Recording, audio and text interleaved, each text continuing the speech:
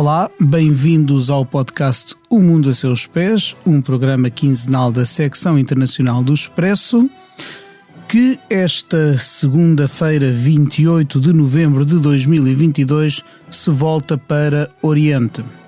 Isto porque de Xangai a Pequim e em muitas outras cidades da China surgiram protestos de volume muito considerável contra os confinamentos decretados pelo regime comunista na sua política de Covid-0,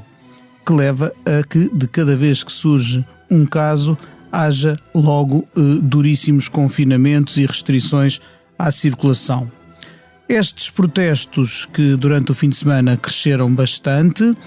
têm a particularidade de serem pela primeira vez dirigidos ao presidente Xi Jinping a título pessoal, havendo mesmo quem exija a sua destituição.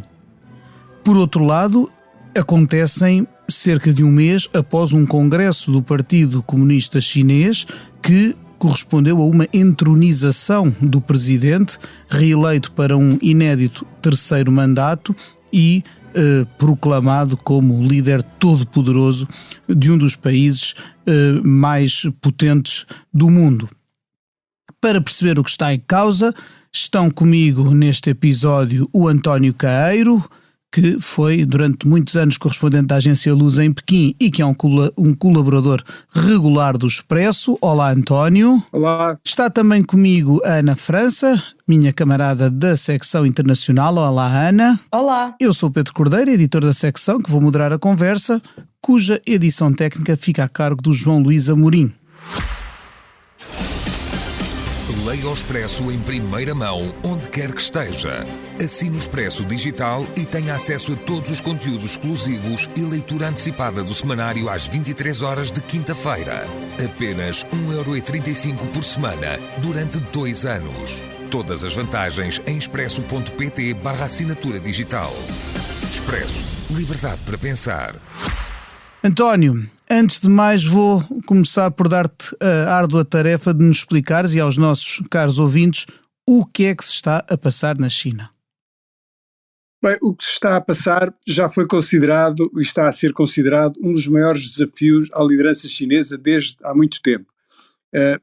Se não contarmos com o movimento pró-democracia que abalou Hong Kong em 2019, será talvez dos maiores desde 1989, quando Pequim e a China toda foi palco de um movimento de pró-democracia de grandes dimensões que acabou de forma trágica com a intervenção militar contra esse movimento, um acontecimento ainda hoje traumático, embora silenciado pela imprensa oficial e pela história oficial, mas que causou centenas de mortes, milhares de pessoas detidas e exiladas, enfim, um trauma que continua a sangrar na memória coletiva. Desta vez, o que suscita esta vaga de manifestações, há relatos de manifestações em mais de uma dezena de cidades, desde o Urumqi, no noroeste da China, o Xinjiang, tão falado por outras razões, até ao sul, Cantão, mas também em Zhengzhou, Wuhan, Nanjing, Pequim, Xangai, Chongqing, uma série de grandes cidades onde a política, os protestos contra a política de Covid-19 adotadas e comandadas de forma muito pessoal pelo atual presidente Xi Jinping suscitaram estas manifestações e que pela primeira vez os protestos populares na China são muito frequentes, são bastante frequentes mesmo, embora não sejam tão noticiados. Os protestos populares na China são oficialmente designados por incidentes de massas. Houve uma altura até que o número desses incidentes era publicitado. Há estudos da Academia Chinesa de Ciências Sociais a falarem abertamente sobre isso. Havia anos com mais de 30 mil incidentes de massas, alguns dos quais com dezenas de milhares de pessoas, sobretudo por causas ambientais, económicas, salariais, também de questões de justiça, nomeadamente sobre os direitos de uso da terra, que implicavam muito com os camponeses, que eram expropriados a favor da especulação imobiliária. Tudo isso era conhecido, mas esses protestos populares ou incidentes de massas visavam sempre, não eram coordenados por um lado, e visavam sempre as autoridades locais. Desta vez ouviram-se palavras de ordem a favor da liberdade de expressão, contra o governo central e, em particular, a pedir a demissão de Xi Jinping, como aconteceu em Xangai, que é a cidade mais cosmopolita da China, a capital económica do país, e onde o nível de informação e, aparentemente, de insatisfação é muito maior do que nas outras partes da China. Isto é especialmente explosivo porque, aparentemente, Xi Jinping aparentemente e formalmente consolidou o poder, mas ao mesmo tempo o sistema ficou mais frágil, porque desta vez há um rosto. Enquanto antes havia uma ditadura sem ditador, como se costumava dizer, porque a liderança coletiva se sobrepunha ao perfil individual de cada um dos dirigentes nacionais, neste caso os 7 membros do Comitê Permanente do Politburo, desta vez há só um. E eu li a semana passada um texto de um académico chinês onde ele dizia que o Xi Jinping, ao assumir esta posição, colocou e no fundo replicando o que Mao Tse-tung, o fundador da República Popular da China, fez durante o seu longo domínio, ele no fundo criou condições para que este sistema acabe com ele próprio, isto é, o máximo de poder acaba por tornar o poder também mais frágil e este sistema não sobreviverá ao próprio Xi Jinping. É este cocktail, digamos, de contradições e de tensões que está a emergir agora neste processo. António, é uma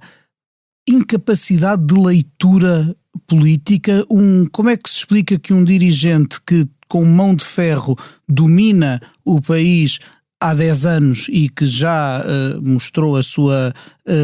realmente a sua capacidade de impor a vontade, inclusive às várias correntes que existem e que sabemos que existem dentro do regime comunista, como é que lhe falhou, como é que se explica esta falha, realmente esta incapacidade de perceber o que vai no espírito e na alma do seu povo? Eu tenho a sensação que o presidente Xi Jinping ficou refém do seu próprio discurso. A dada altura do processo de combate à epidemia, que surpreendeu toda a gente, e em particular a própria liderança chinesa, Xi Jinping decidiu fazer do combate à Covid uma das suas grandes bandeiras, que na sua visão assinalavam ou ilustravam a superioridade do sistema comunista chinês, que põe as pessoas em primeiro lugar, segundo a doutrina oficial, em comparação com os Estados Unidos, onde as pessoas morriam às centenas, no fundo, e isso acabou por... Isso foi mais importante para a China do que propriamente o controle científico ou epidemiológico ou sanitário, no sentido mais lato da questão. E aí que é um motivo de orgulho para o Partido Comunista o facto de apontar, os números falam por si, não há dúvida, os Estados Unidos já mais de 1 milhão de pessoas morreram, 1.104.755, segundo os números de Johns Hopkins University, enquanto na China está nos 5.233. Isto é, como hoje dizia um jornal chinês, se o índice de mortalidade da Covid na China fosse idêntico ao dos Estados Unidos, em vez destes 5.233, a China teria 4,7 milhões de mortes. E isto, desde o início, foi a política pessoalmente encabeçada, é assim que ele é louvado, é o comandante em chefe da guerra popular contra o Covid, e assumiu isto como, digamos, uma das grandes bandeiras de lutas e a prova da superioridade do sistema a que ele preside. De repente, o que acontece é que os casos aumentam na última semana explodiram praticamente os casos. Hoje os números de hoje já falam em mais de 40 mil, no último no sábado eram quase 40 mil, cerca de 90%, entre 80% e 90% são assintomáticos, mas isso é o suficiente para pôr em causa a política de Covid-0. Afinal, a anunciada vitória sobre a Covid não se verificou e o país está a braços com um novo surto. Acresce que isto veio revelar, por outro lado, que a deficiente vacinação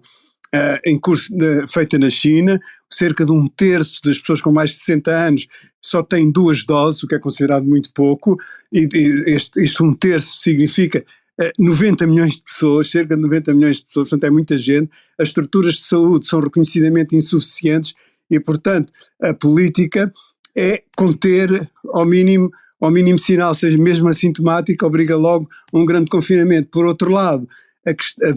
a qualidade e eficiência da vacina chinesa, segundo dizem muitos peritos ocidentais, é muito inferior à daquela que nós tomamos aqui, e isso também, no fundo, é uma perda de face. Durante a recente visita do chanceler Scholz, o chanceler alemão disse que a China tinha aceitado que os estrangeiros residentes da China pudessem tomar as vacinas mRNA, que é da Pfizer, como nós tomamos aqui, podiam tomar, mas isso ainda não se foi aplicado, nem está ainda autorizado para a população chinesa, o que também seria uma certa perda de face, visto sobre a tal anunciada superioridade, isto é, era reconhecer que as vacinas feitas pela China, afinal, não eram tão boas como as que são adotadas na Europa e nos Estados Unidos, que estão, teoricamente, ou segundo a propaganda, num estado de declínio. Ana, tu já escreveste várias vezes sobre Xinjiang e o problema da violação permanente dos direitos humanos, sobretudo da minoria uigur. Portanto, estamos a falar de um povo de religião muçulmana que tem sido progressivamente obliterado numa política deliberada do regime chinês, e aqui também essa região tem um papel nas atuais manifestações e protestos contra o regime, e eu sei que tu querias pegar por aí, portanto passo-te a bola. Sim, queria perguntar se os protestos começaram em Xinjiang, porque 10 pessoas morreram no incêndio, pelo que se lê nas redes sociais e também nos relatos das pessoas que vão chegando através daquelas redes privadas, das VPNs que vão chegando a este lado. Começou de facto nessa região que é bastante oprimida e onde não há normalmente muitos protestos. E eu gostava de perguntar, pedir ao António que nos explicasse um bocadinho melhor se isto é uma espécie de janela para outro tipo de exigências, de talvez mais abertura, menos controle naquela zona, ou não, ou é exclusivamente sobre o Covid e de facto as pessoas estão só cansadas disto, porque Xinjiang tem obviamente outros problemas e as pessoas também podem já estar cansadas de ver desaparecer membros de família e de ter apps instaladas nos seus telefones que controlam tudo o que eles fazem, e portanto eu gostava de que o António nos ajudasse a perceber um bocadinho mais o que é que isto pode significar para aquela região. Sim, de facto, digamos, o detonador desta última onda de protestos foi de facto um incêndio num arranha-céus residencial em Urumqi, a capital do Xinjiang, no noroeste da China, mas não havia nenhum relato que abordasse ou explicitasse alguma conotação social relativamente, ou étnica relativamente aos habitantes desses apartamentos que estavam confinados e que segundo circulou rapidamente nas redes sociais chinesas, o estado de confinamento e as barreiras normalmente são postas à entrada desses condomínios, desses prédios que estão em estado de confinamento, onde ninguém pode sair nem entrar. Isso terá dificultado a ação dos bombeiros, e daí o número de mortes, 10, e uma série de feridos, um número de dezenas de feridos. Isso já foi desmentido pelas autoridades, aliás, mas já tinha havido protestos fora da zona do Xinjiang, nomeadamente em Zhengzhou, onde há a grande fábrica de produção de iPhones, onde alguns casos de infecção levaram ao encerramento dos operários dentro da fábrica. Há imagens deles assaltarem as barreiras. Houve também em Cantão, antes desta vaga. Há um cansaço claro porque estas normas de Covid-0, estas medidas de confinamento são bastante confusas e arbitrárias. Os dirigentes locais que são chamados, embora tenha havido agora um ligeiro abrandamento e diminuição, nomeadamente dos períodos de quarentena, os quadros locais não sabem muito bem o que hão de fazer. Uns são mais radicais e severos, outros ficam um bocado parados, não sabem, estão um bocado perdidos, porque no fundo num sistema como o chinês, os quadros locais, a sua grande preocupação é não desobedecer e não decepcionar as expectativas dos líderes superiores, e isso, como se imagina, não dá grande criatividade nem suscita muito a iniciativa. De qualquer maneira, já é reconhecido que há uma certa, mesmo na imprensa oficial, que há uma certa preocupação e uma calorosa discussão, segundo a terminologia que vi hoje citada, nas redes sociais acerca da aplicação da política de Covid-0. Isso é reconhecido, está a causar muitos problemas e é difícil aplicar, sobretudo já vamos entrar no 3º ano. Portanto, há um cansaço, misturando também com o cansaço que o sistema e o culto da personalidade em torno de Xi Jinping acaba por suscitar, no fundo, o apelo à autorreforma do partido que ele fez durante o último congresso e que, segundo a sua própria expressão, é uma coisa que nunca irá terminar. É muito cansativa a campanha anticorrupção,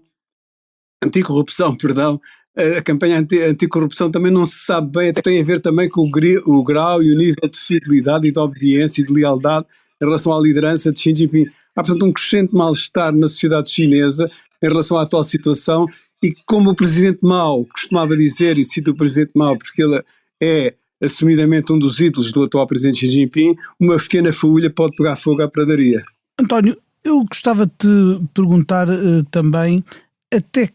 como é que achas que o Ocidente, e por Ocidente refiro-me também, portanto, ao mundo democrático, deve reagir a estes protestos? E pergunto isto não só do ponto de vista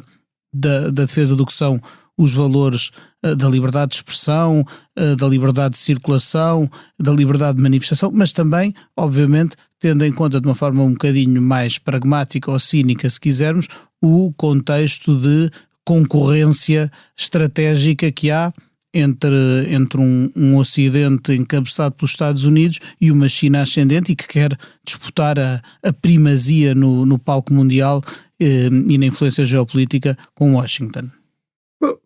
O contexto internacional não há dúvida que complica mais a situação e no fundo reforça uma liderança tipo autoritária como aquela que é personificada pelo atual presidente Xi Jinping. A China foi já visada no último Conselho Estratégico da NATO, do verão passado em Madrid, e a Estratégia Nacional de Segurança dos Estados Unidos também aponta a China, mais do que a Rússia, como o único país capaz ou com vontade de alterar a atual ordem internacional. E, portanto, isso, no fundo, cada vez mais académicos e intelectuais em torno do Partido Comunista defendem um Estado forte,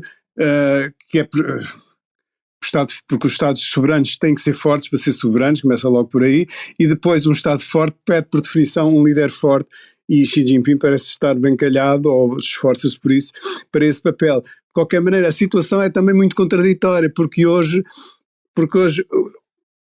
a notícia de primeira página na imprensa chinesa não eram os protestos, que são omitidos, evidentemente, embora se reconheça que haja uma calorosa discussão nas redes sociais sobre a aplicação da política de Covid-0, mas hoje as notícias eram o lançamento de 3 astronautas da nave Shenzhou 15 para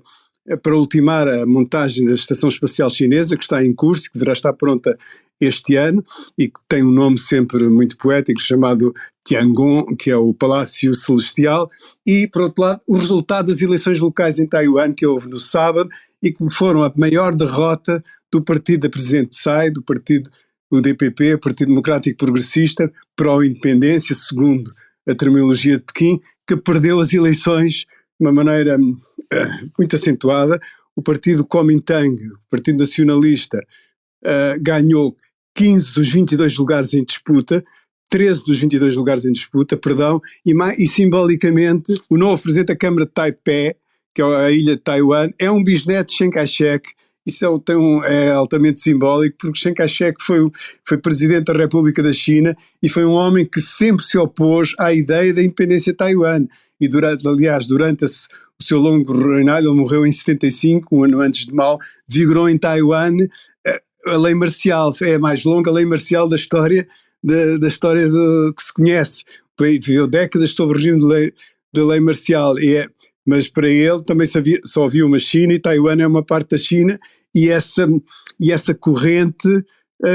triunfou agora nas eleições locais. Não quer dizer que em 2024, quando houver eleições presidenciais e, portanto, para o governo da ilha, isso se traduz automaticamente. A Presidente Tsai não poderá concorrer a um terceiro mandato, mas não há dúvida que as forças hostis à política de confronto, ou mais adversa à política de confronto com Pequim, como a que tem sido seguida pela atual Presidente Tsai, saíram vencedoras destas eleições. E agora, com os protestos, isto acabou por ficar para segundo plano, porque o que domina internacionalmente a informação sobre a China são os protestos em relação à política de Covid-0 e a emergência pública de slogans pedindo a dimensão do Presidente Xi Jinping, que está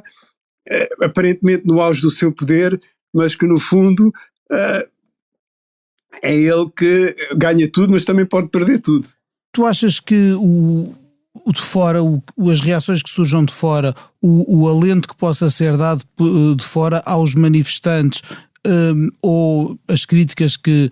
se façam à repressão dos protestos ou às medidas de Covid, tem alguma influência junto da população chinesa, ou são apenas verbo de encher e sem grande capacidade de influenciar o rumo dos acontecimentos? É difícil avaliar como é que estes protestos podem vir a evoluir. Se pensarmos, por exemplo, no que foi no grande movimento pró-democracia de 1989, aí houve a conjugação de uma série de fatores de insatisfação social, desde a inflação, que atingiu números de 2 dígitos, até à corrupção. Era uma coisa nova que aparecia e que estava a aparecer na sociedade chinesa. Antes pareciam todos igualitariamente pobres e de repente esse mito desfez e via-se grandes contrastes sociais, como se vê hoje, aliás, mas na altura era a primeira vez. E depois houve o rastilho, digamos assim, foi a súbita morte de um homem, do antigo secretário-geral do partido, Hu Yaobang, que era visto como um reformador, um reformista empenhado, um homem liberal de visões abertas, queria abertamente modernizar a China e o Partido Comunista. Isso causou uma grande comoção junto dos estudantes, por isso é que estas manifestações desta vez também têm esse grau potencialmente explosivo, que é o facto de haver manifestações anti-Covid na Universidade da Beida, que foi o berço do movimento de 1989, e na Tsinghua, também outra grande universidade, igualmente em Pequim, e foi isso tudo que se conjugou, e o próprio Partido Comunista Chinês acabou por ficar dividido sobre a maneira de lidar com a contestação nas ruas. Uma parte apoiava o movimento e outra parte era contra o movimento. Foi esta segunda parte que ganhou, que decretou a lei marcial e que chamou o exército para reprimir as manifestações. Portanto, no fundo, é a conjugação de uma série de fatores que pode dar uma nova dinâmica e uma dinâmica de consequências imprevisíveis aos atuais protestos, mas isso arrastou-se durante semanas, não foi uma coisa de uma semana ou de 2 semanas ou 3. Agora, também se vê que relativamente aos países ocidentais, em particular aos Estados Unidos, os chineses também estão habituados a uma certa volatilidade. Houve um movimento pró-democracia em Hong Kong, que foi dos maiores desafios enfrentado pela liderança chinesa desde 89, foram semanas, meses de grandes manifestações, as maiores de sempre realizadas em Hong Kong, e depois conseguiram liquidar o movimento, impor uma nova lei de segurança nacional e praticamente a questão ficou arrumada. António, queria também que nos ajudasse a perceber a quantidade que informação e a quantidade de informação que realmente chega às pessoas pela internet. Eu tenho estado a tentar informar-me sobre isso e escrever também sobre isso, e estive a ler que as pessoas na China encontram formas de rodear essas, ou de ir à volta dessa great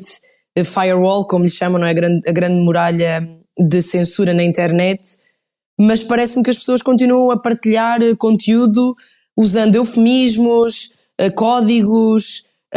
incluindo até expressões que foneticamente, se as lermos em mandarim, têm a ver com as expressões que eles realmente querem usar, mas não podem usar. Usam essa espécie de equivalente fonético às expressões proibidas. Gostava de saber se, de facto, há informação suficiente a chegar às pessoas ou se, no geral, são os jovens que têm VPNs e que têm acesso às redes e que sabem como contornar isto, e a maioria dos chineses de facto não tem acesso a esta informação mais liberalizada. Não sei se é um nicho ou se de facto a informação que estas manifestações estão a acontecer chega a mais gente nas zonas mais remotas e às pessoas mais velhas, por exemplo, e gostava muito de saber se isso se chega a informação a essas pessoas. A internet, como toda a imprensa tradicional, é objeto de um grande controle, de um grande e minucioso controle por parte das autoridades chinesas, mas o Partido Comunista e o governo chinês já não têm o monopólio da informação. Aos telefones móveis, às VPNs, os próprios estrangeiros já não vivem totalmente separados da população chinesa, portanto a informação não circula tão abertamente como, e muitos sites são depois apagados, muitas contas do Sina Weibo, que é o Twitter chinês, ficam bloqueados, mas a informação circula. Aliás, curiosamente, um dos hashtags da semana passada que deu um certo brado intitulava-se "Será que estamos no mesmo planeta?". Isto tinha a ver com as imagens que as pessoas recebiam dos estádios do Qatar, onde se viam multidões entusiásticas a conviver e a festejar como nos tempos pré-pandemia, e muito diferente do rigor e da severidade dos contínuos lockdowns e da política impostas pela política de Covid-0 na China. Portanto, a informação circula e propaga-se, e as pessoas, e o desconforto está lá, independentemente do que as pessoas sabem ou não do que se passa no mundo exterior e até nas cidades vizinhas, mas há essa informação, e a China, nenhum governo, por mais ambicioso e poderoso e ditatorial que seja, consegue isolar um país com a dimensão da China, que faz fronteiras fronteiras terrestres com mais de uma dezena de países, desde o Vietnã até a Mongólia, e confina com Hong Kong e Macau, onde o regime de liberdades é mais amplo do que na China continental, e portanto a informação, é difícil esconder essa informação do resto da população. Muito bem, e com isto estamos a chegar ao fim do nosso tempo, mas falta-me fazer aquela pergunta que é indispensável sempre que alguém passa aqui por este podcast, e por isso, António, tens de me dizer, se neste momento pudesses viajar para qualquer parte do mundo, para onde é que irias e porquê? Bem, muito prosaicamente, até porque hoje achei o dia muito frio, sobretudo muito úmido, ia para um país de sol, onde pudesse mergulhar em boas águas, talvez o Sueste Asiático.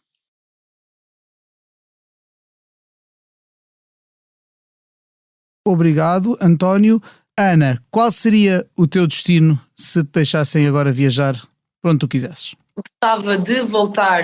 a Macau, onde vivi e onde não vou há muito tempo, e fazer aquela ligação curtinha ferry, que são 40 minutos até Hong Kong. Não porque eu acho não porque eu considero que vai encontrar-se lá fora a mesma sociedade vibrante que encontrei em Hong Kong e em Macau. Eu sei que está muito diferente, mas mesmo assim gostava muito de voltar a esses dois sistemas dentro do mesmo país, não é? Como a China lhe chama, também para ver a influência que um regime tão brutal consegue ter na vida social e de dois territórios que eram bastante mais livres do que são hoje. Muito bem. Resta-me agradecer aos convidados deste episódio, o António Queiro, a Ana França,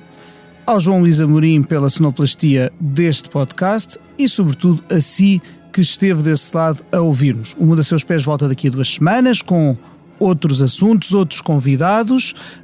Até lá. Para a semana estará aqui o África Agora com a Cristina Pérez. Até lá, até breve e até sempre.